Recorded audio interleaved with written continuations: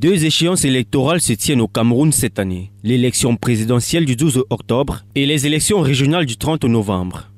L'analyse de vos précédents rapports d'observation des élections a permis de déceler un certain nombre de dysfonctionnements qu'il faut corriger. Notamment, la mauvaise constitution des dossiers relatifs aux demandes d'accréditation, la complexité dans la manière d'observer une élection et la rédaction d'un rapport, ce qui justifie le séminaire de formation des observateurs nationaux et internationaux à la maîtrise de l'observation électorale tenu ce 8 octobre à Yaoundé. Les échanges portent sur le cadre juridique de l'élection du président de la République et des conseillers régionaux.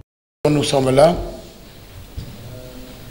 pour veiller au bon déroulement du scrutin présidentiel et l'ensemble du processus électoral. Nous attendons de tout un chacun un comportement responsable. Nous devons y veiller parce que le maintien de l'ordre fait également partie de nos attributions. Le ministre de l'administration territoriale insiste sur les droits et obligations de chacun à travers des documents qui régulent le processus électoral.